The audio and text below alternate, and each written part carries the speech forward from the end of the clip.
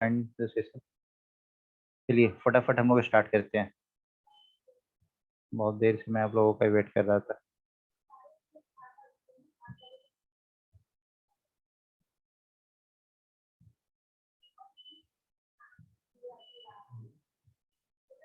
यार अब आप बताइए, आप बोल रहे हैं कि उस लेक्चर की रिकॉर्डिंग भी सिर्फ एक पार्ट ही अपलोड हुई है।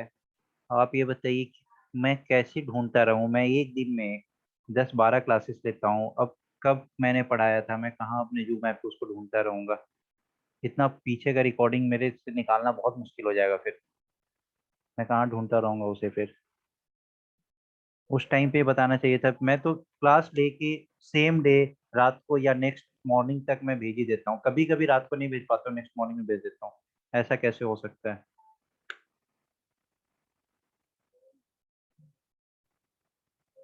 चलिए मैं देखता हूँ। ओके, ये वाले क्वेश्चन हम लोगों ने कर लिए थे। Yes, tell me the answer for this question फटाफट।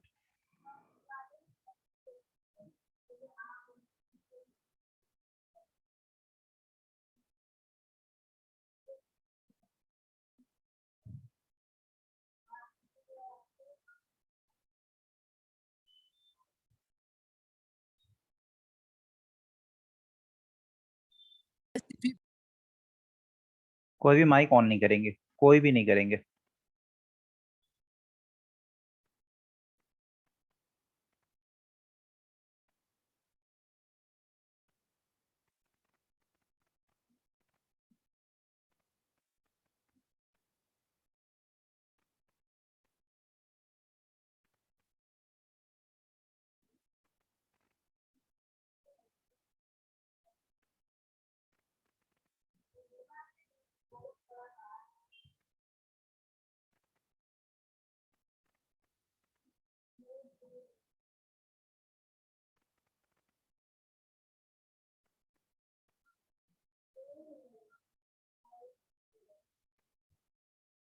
ओके, चलिए जिन्हें आता होगा वो अभी तक आंसर कर चुके होंगे।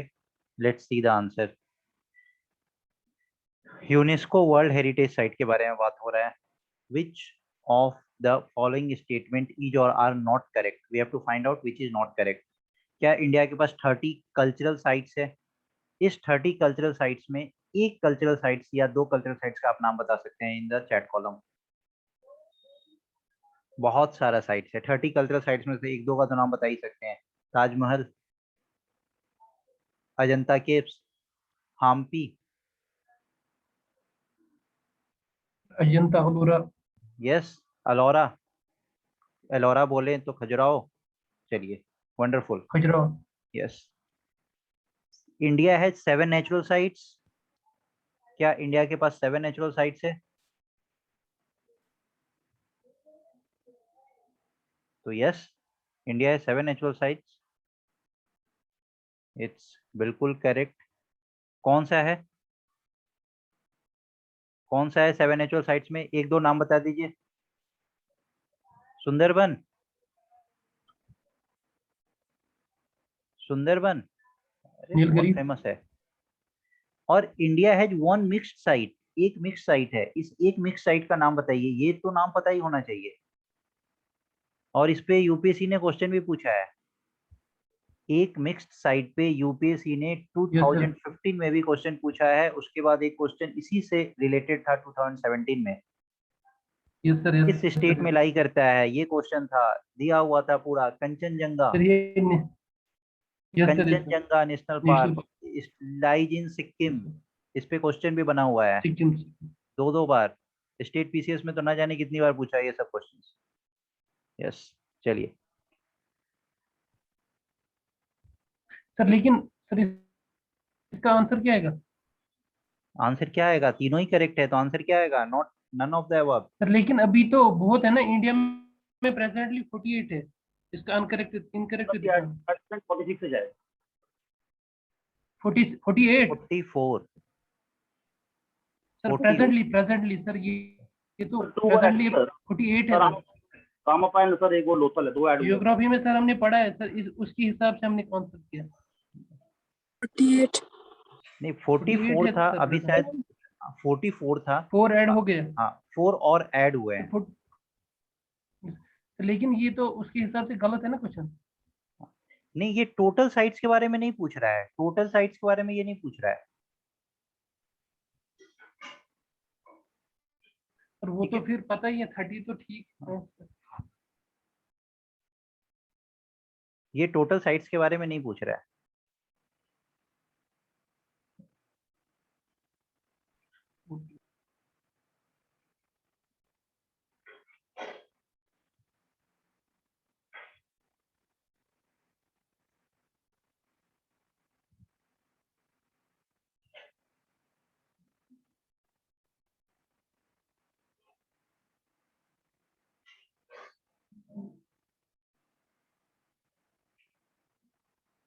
ये जो इसमें ना, इसमें दो नए ऐड हुए थे ना, 30 नहीं, ये 32 है, सॉरी, ये 32 है।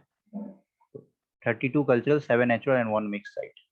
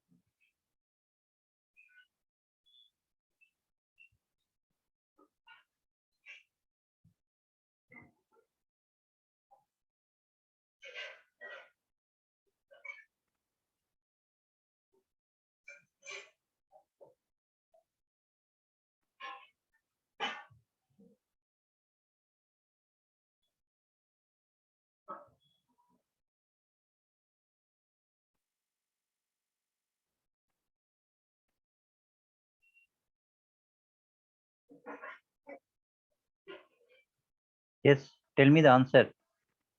फ्यूचर इन्वेस्टमेंट इनिशिएटिव कहाँ का इनिशिएटिव है ये? फ्यूचर इन्वेस्टमेंट इनिशिएटिव कहाँ का इनिशिएटिव है? सऊदी अरेबिया का। It is Saudi Arabia flagship Saudi Arab investment Riyadh. Conference. बिल्कुल करेक्ट है।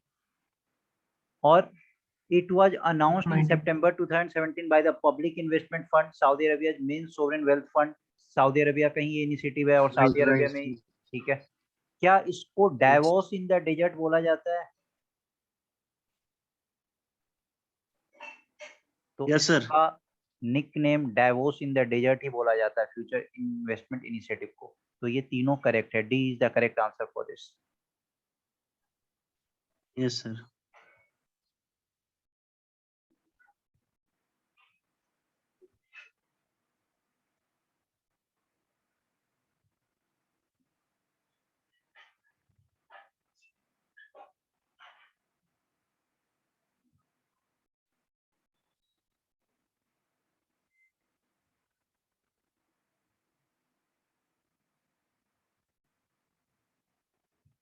देखिए, उस क्वेश्चन में जो आप लोग कंफ्यूज हो रहे हो ना, ये हेरिटेज साइट के बारे में।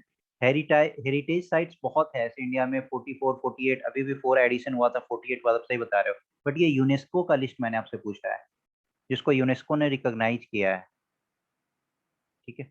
तो उसमें बस 2 नया वही तो एडिशन हुआ यूनेस्को था। ने हाँ, उसी में। तो उसमें बस सिर्फ 2 नया एडिशन हुआ था, ये 30 के नहीं, ये 32 होगा बस। इसमें सिर्फ 2 नया एडिशन हुआ था, और 7 नेचुरल साइट्स और 1 मिक्स तो कंचनजंगा है ही।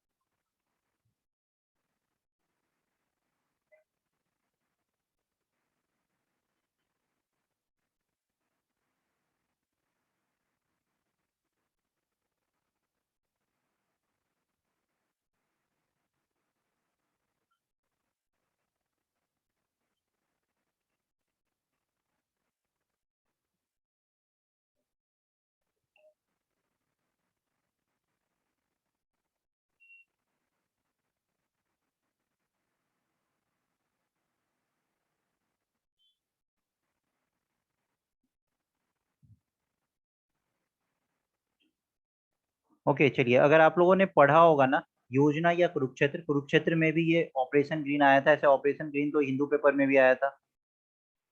तो आपको पता होगा, अगर आप इस योजना या कुरुक्षेत्र को फॉलो करते होंगे तो आपको पता होगा ऑपरेशन ग्रीन क्या है। ठीक है, देखते हैं कितने लोगों ने इसका करेक्ट आंसर दिया है। Sir yes sir, yes sir, okay. चलिए, it comes under the, it is comes, ये गलत लिखा है। It comes under the ministry of agriculture. क्या ये मिनिस्ट्री ऑफ एग्रीकल्चर के अंदर आता है?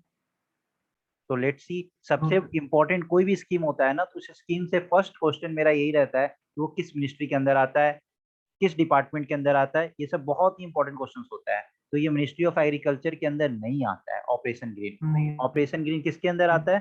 तो ministry of food processing and industry के अंदर आता है। फूड प्रोसेसिंग एंड इंडस्ट्री के अंदर आता है। ठीक है, इस स्कीम को लॉन्च किया गया था on the lines of operation flood and seek to replicate the success of milk. जो मिल्क का जो सक्सेस हुआ था ग्रीन रिवॉल्यूशन में, उस सक्सेस को मैच करने के लिए, उस सक्सेस को रेप्लिकेट करने के लिए विथ व्हीट एंड पैडी। तो अगर आपको पता होगा कि ऑपरेशन ग्रीन किसके लिए है, तो आप बहुत ही इजीली इसका आंसर कर पाएंगे। ऑपरेशन ग्रीन किसके लिए है? तो ऑपरेशन ग्रीन क्या पैडी के टमेटो। लिए है, व्हीट के लिए है? नो सर, नहीं, ये नो सर, वेजिटेबल्स और फ्रूट्स के लिए है। Vegetables and fruits. यस तो वो जैसे ही सर आपने यहाँ पे व्हीट टमेटो। एंड पैडी देखा, ये गलत हो गया। सर और टमेटो। इसमें टॉप, यस वो बहुत टॉप सही। TOP TOP, TOP TOP, what is the full form of TOP? Tomato, onion and potato, tomato, tomato. Onion, onion onion, potato. Onion, potato, wonderful, onion potato wonderful. And potato चलिए, and तो potato. In the budget 2021-22 this scheme is being expanded to cover 22 perishable crops. अब आप देखिए, अगर आपने थोड़ा भी ध्यान दिया होगा तो ये दोनों स्टेटमेंट आपस में कॉन्ट्राडिक्टरी है। ये व्हीट और पैडी का बात कर रहा है। क्या व्हीट और पैडी पेरिसेबल होते हैं? पेरिसेबल क्रॉप्स तो वो होते हैं ना, जैसे वेजिटेबल्स, टोमेटो, ऑनियन, ये वेजिटेबल। 4 से 5 दिन चलते हैं। तो ये तो दोनों आपस में कॉन्ट्राडिक्टरी स्टेटमेंट है, तो 2 और 3 एक साथ कैसे सही हो सकता है? तो इधर टू, तो 2 तो गलत है। तो which is the correct statement? Only 3 is the correct statement. 2 आपने यहाँ से भी कैंसिल किया, 2 आपने यहाँ से भी कैंसिल किया, बट इससे क्वेश्चन नहीं बनता। आपको ये पता होना चाहिए ऑपरेशन ग्रीन किसके अंदर आता है? Ministry of food processing and industry के अंदर आता है।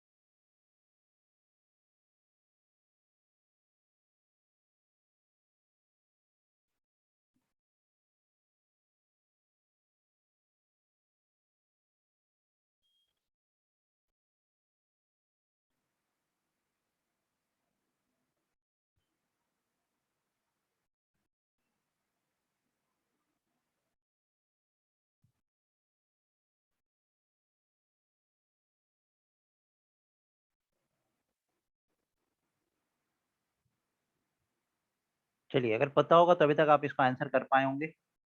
नेशनल फैमिली हेल्थ सर्वे 5 का बात हो रहा है। तो 5th round of survey carried out by ministry of health and family welfare. Yes, it's the 5th round of सर्वे। नाम भी है नेशनल फैमिली हेल्थ सर्वे 5। तो ये बिल्कुल सही है, 1 में कोई दिक्कत ही नहीं है। तो ए या बी?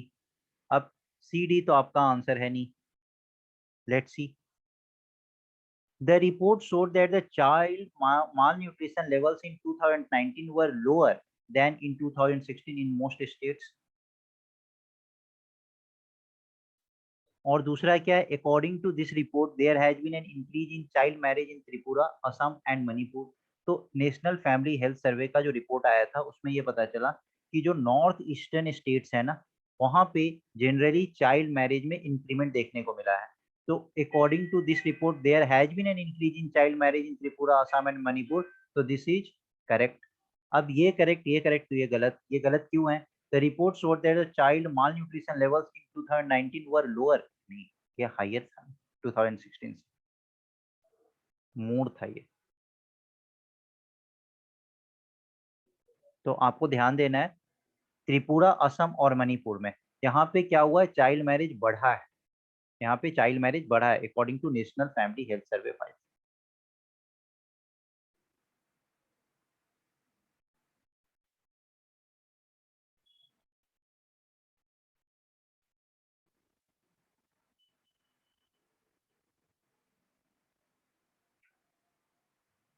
Most important.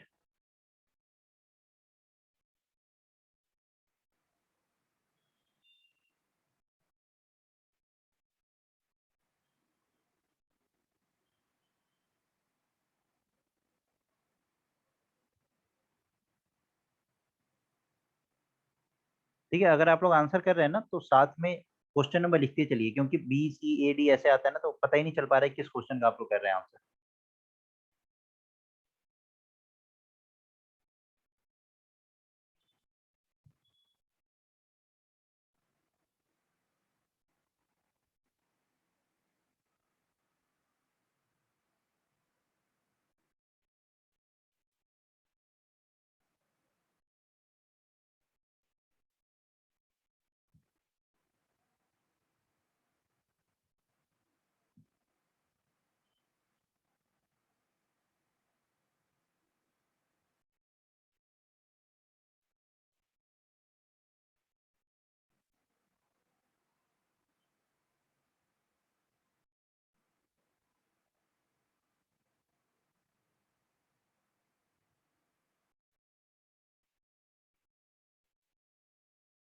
कौन सा रिपोर्ट किसके द्वारा पब्लिश किया जाता है, ये बहुत इंपॉर्टेंट क्वेश्चन होता है। ठीक है, global investment trend monitor report, ये क्या IMF के द्वारा पब्लिश किया जाता है? नहीं किया जाता है। किसके द्वारा किया नो जाता सर, है? No sir. UNCTAD के द्वारा किया जाता है, united nation united conference on trade and nations development. Conference तो it is published by development. UNCTAD।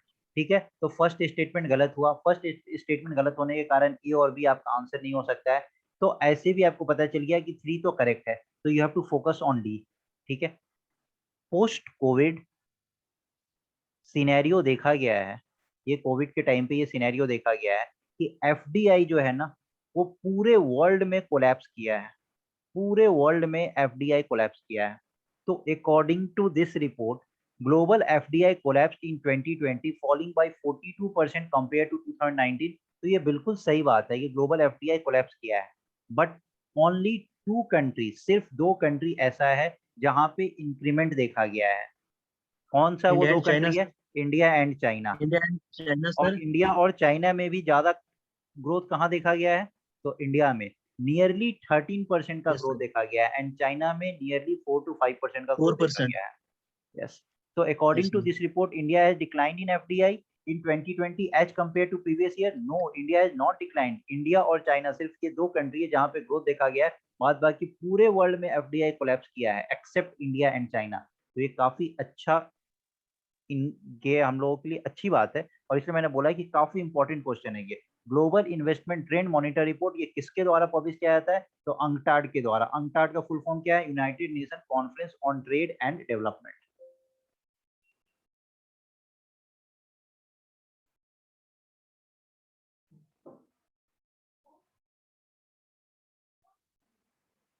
ये क्वेश्चन आप लोग अपने लॉजिक से भी करेक्ट कर सकते हैं।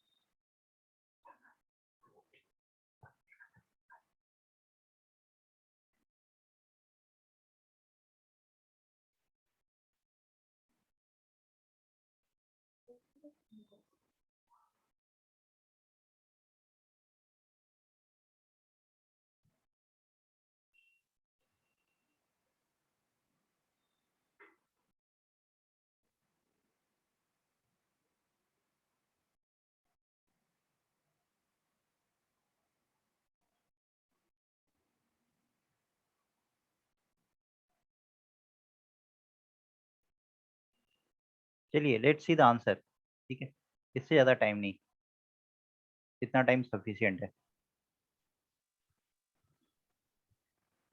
Let's see the answer.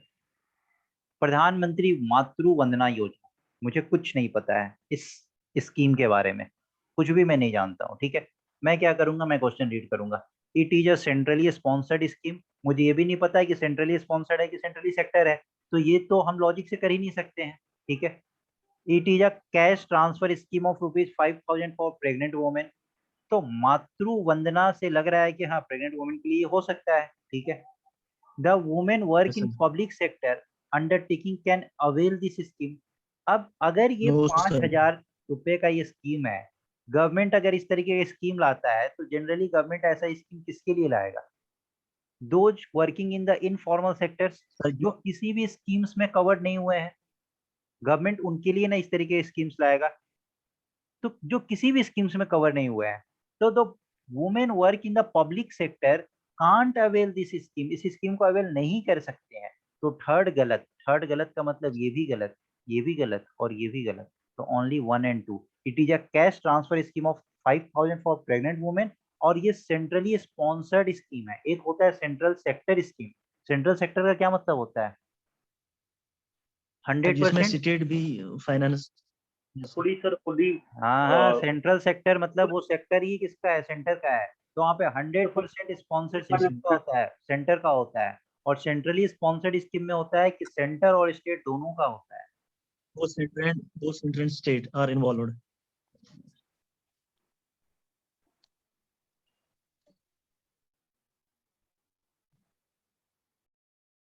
Yes, the very famous question from budget, बहुत इंपॉर्टेंट है।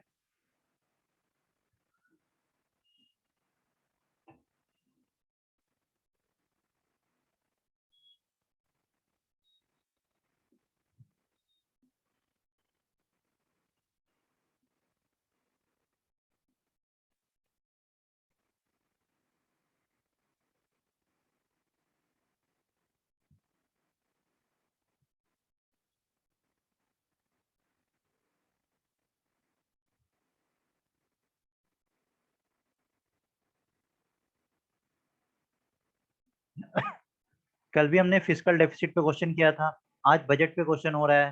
ये सब काफी इंपॉर्टेंट क्वेश्चन सब है, तो just try to answer it.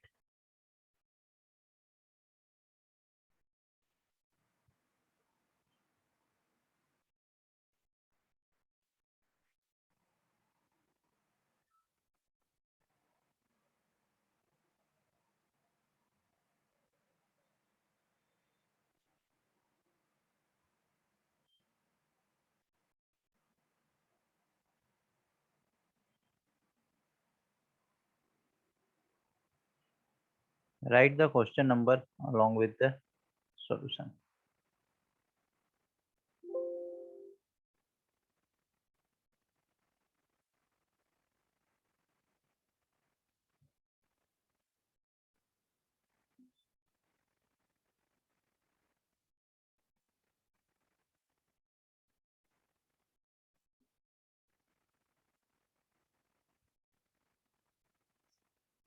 No idea sir, idea तो होना चाहिए, आइडिया नहीं है। चलिए अभी जस्ट आपको लगेगा कि अरे मेरे पास आइडिया तो था इसका।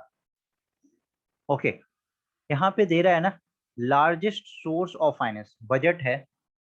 तो बजट में क्या होता है? पैसा मेरा कहाँ कहाँ से आ रहा है और पैसा मेरा कहाँ कहाँ जाएगा। ठीक है, तो क्या बोल रहा है कि लार्जेस्ट सोर्स पैसा आने का, एक होता है इनकमिंग और दूसरा होता है आउटगोइंग। ठीक है, तो इनकमिंग पैसा कहाँ कहाँ से आ रहा है? तो 36% of finance will come from GST, 36% जो पैसा है वो जीएसटी से आता। अगर ऐसा होता ना, तो अभी हमारा फिस्कल डेफिसिट इतना हाई नहीं होता, प्राइमरी डेफिसिट हमारा इतना हाई नहीं होता है। ठीक है, तो हमारा जो 36% जो लार्जेस्ट सोर्स जो हमारा पैसा का आ रहा है ना, वो कहाँ से आ रहा है? Borrowing. बोरोइंग से आ रहा है। Borrowing. Liabilities. और जब इतना लार्जेस्ट सोर्स अगर बोरोइंग से आ रहा है, तो लार्जेस्ट जो एक्सपेंडिचर जो आउटगोइंग आएगा वो कहाँ जाएगा? तो इंटरेस्ट पेमेंट में ही चला जाएगा ना। अभी देश इसी चीज से तो जूझ रहा है, बोरोइंग से लार्जेस्ट सोर्स जो है ये जीएसटी नहीं है, ये बोरोइंग है। और लार्जेस्ट पैसा जो खर्च हो रहा है, जो एक्सपेंडिचर सबसे ज्यादा कहाँ पे खर्च हो रहा है? तो इंटरेस्ट पेमेंट पे ये खर्च हो रहा है। तो 1 भी गलत और 2 भी गलत, तो ऑटोमेटिकली आपका आंसर क्या हो गया? सी। ठीक है, बहुत ऐसा क्वेश्चन पूछा जाता है ना, लॉजिक पे पूछा जाता है, आप लोग अपनी आप आसपास में कनेक्ट करके देखिए जो देश में क्या चल रहा है, आप जरूर उस क्वेश्चन को कनेक्ट कर पाएंगे। रबानी अभी आपने बोला ना नो आइडिया, क्यों आपने ऐसा बोला नो आइडिया? मैं तो बोल ही रहा हूँ कि हर क्वेश्चन में आपको कुछ आइडिया नहीं होगा, एटलीस्ट आप कुछ तो पढ़ते होंगे ना, डेली का आप 10 मिनट न्यूज़पेपर पढ़ते हैं ना, वो सफिशियंट होता है आपको एग्जाम पास कराने के लिए। जस्ट टेक्निक सीखिए कि एग्जाम को क्लियर कैसे करते हैं। एग्जामिनर कभी भी आपको थकाने वाला क्वेश्चन नहीं देता है। In the Right, budget sir. Largest source finance का कहाँ से है? तो जीएसटी से है? नहीं, 36% पैसा जो है वो आपका बोरोइंग से आता है। जीएसटी से कितना है? तो 15% है। ठीक है, 15। उसके बाद आपका इनकम टैक्स आता है 14%। बस इतना कर लीजिए, बहुत है। 36% GST, sorry 36% borrowing, 15% GST and 14% आपका इनकम टैक्स। और जो पैसा जा रहा है, पैसा कहाँ जा रहा है? तो 20% आपका जो पैसा होता है वो इंटरेस्ट पेमेंट पे, और फिर उसके बाद जो share of taxes between states जो जाता है ना, वो आपका 16% है। ठीक है, तो इतना ध्यान रखिएगा। ठीक है, चलिए, ये सब आप लोग क्वेश्चन सिर्फ कर रहे हैं, साथ साथ कुछ नोट कर रहे हैं ना? Yes, sir. Yes, sir. Note कर रहे हैं, sir. ओके।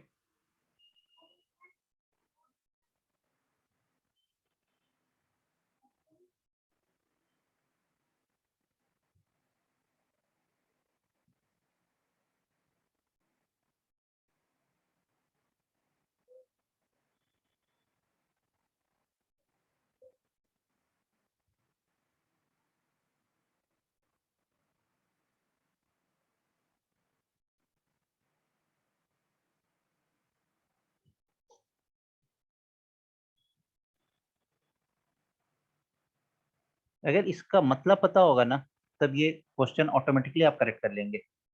सिर्फ मतलब पता होना चाहिए।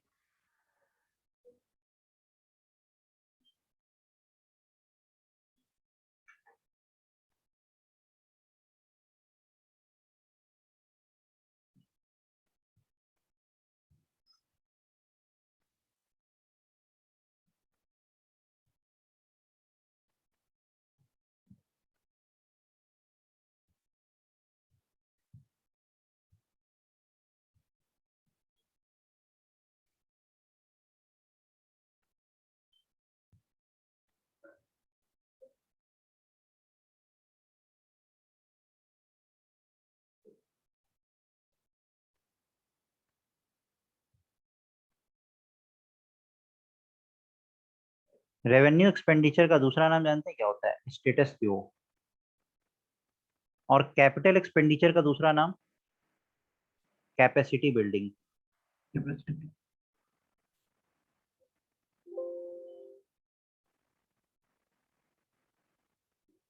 रेवेन्यू एक्सपेंडिचर क्या होता है? स्टेटस क्यू का क्या मतलब होता है?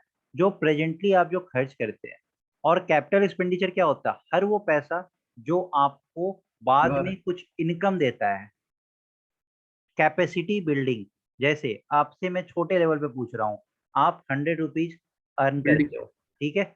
इस 100 रुपीज में आप जाके आज पिज्जा खा लिए, कल आप कोल्ड ड्रिंक्स पी लिए, परसों आप कपड़े खरीद लिए, और कुछ पैसा आपने घर का ईएमआई डालने में लगा दिया, इन्वेस्टमेंट में। तो आपका कैपिटल एक्सपेंडिचर क्या होगा? सिर्फ वही पैसा जो आपने घर का ईएमआई डालने में लगाया, बाद बाकी जो भी पैसा होगा वो सब आपका क्या होगा? Status Q. आपने जो कमाया उसको खर्च कर दिया, उस पैसे का आप डे टू डे एक्सपेंस जो होता है ना, उसको हम बोलते हैं रेवेन्यू एक्सपेंडिचर। और जब भी आप पैसा खर्च करते हैं ना, जब आप उससे कुछ अर्न करने के लिए करते हैं, कहीं इंफ्रास्ट्रक्चर पे, गवर्नमेंट, अगर आप गवर्नमेंट का बात करें, तो रेवेन्यू एक्सपेंडिचर क्या हो गया? गवर्नमेंट अपने डे टू डे एक्सपेंसेस को मीट करने के लिए जो भी पैसा खर्च करती है, वो सब आपका रेवेन्यू एक्सपेंडिचर के अंदर आता है। कैपिटल एक्सपेंडिचर के अंदर सिर्फ वही पैसा आता है जो गवर्नमेंट स्पेंड करती है, yes, investment purpose, investment purpose के लिए। अब इंटरेस्ट पेमेंट, आपने कर्ज लिया है और उस पर आप पेमेंट कर रहे हो, क्या इससे कोई भी तरीके का आप ये बोल सकते हो कि आप कोई कैपेसिटी बिल्डिंग कर रहे हो? नहीं। सब्सिडी, इससे क्या कैपेसिटी बिल्डिंग है? आप किसी को ग्रांट दे रहे हो, इससे क्या कैपेसिटी बिल्डिंग है? All grants given to the state government और यूटी, ग्रांट किसी को देना ये कैपेसिटी बिल्डिंग थोड़ी है। तो 1 2 3 4 ये सब कैपेसिटी बिल्डिंग नहीं है। तो ये सब क्या है, ये सब आपका स्टेटस क्यू है, हमारा status Q is all D 1 2 3 4, ये सब रेवेन्यू एक्सपेंडिचर का पार्ट है।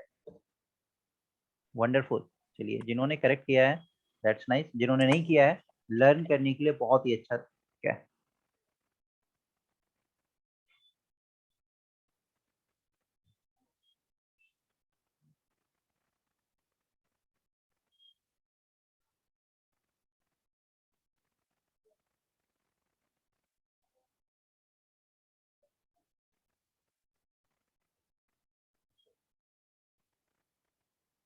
अगर इसके बारे में आपको आइडिया होगा तो ही आप इस क्वेश्चन को बता पाएंगे, नहीं आइडिया होगा आप नहीं बता पाएंगे। थोड़ा दिमाग लगाइए, देखिए, कोशिश करिए।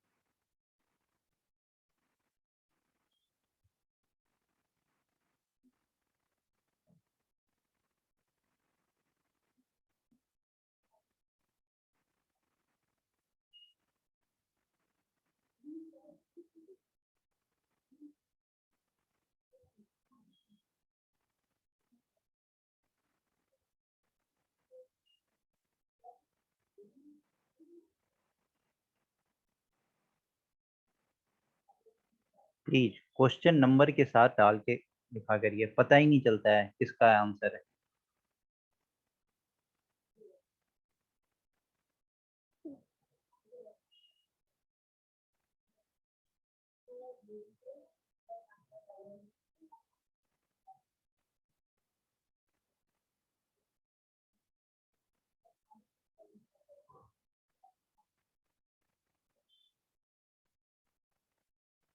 इस क्वेश्चन से हम लोग दो क्वेश्चन सीखेंगे, ठीक है, दो कॉन्सेप्ट अभी सीखेंगे।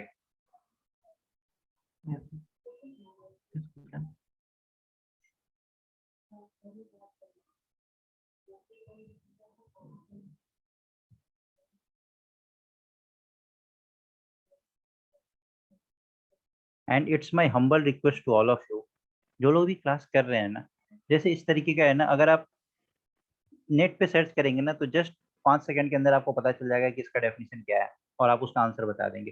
कोई भी गूगल नहीं करेगा, अगर आप गूगल करके आंसर देंगे तो आप अपना लॉस कर रहे हैं, उससे कुछ नहीं होने जा रहा है, ठीक है।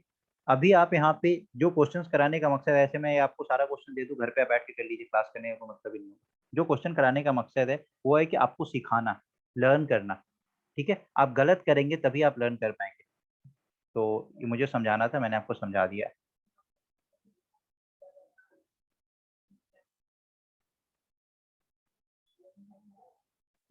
चलिए लेट्स सी, यहाँ पे ना प्राइमरी डेफिसिट। अब प्राइमरी डेफिसिट डायरेक्टली पढ़ने का कोई मतलब नहीं है। अगर हम प्राइमरी डेफिसिट पढ़ लिए तो हमें समझ ही नहीं आएगा कि हम बात किसका कर रहे थे। हमें पहले पढ़ना है fiscal deficit, fiscal deficit, okay. चलिए आप लोग दोबारा से ज्वाइन कर लीजिए, ये ओवर हो चुका है क्लास, दोबारा से लिंक पे ज्वाइन कर लीजिए।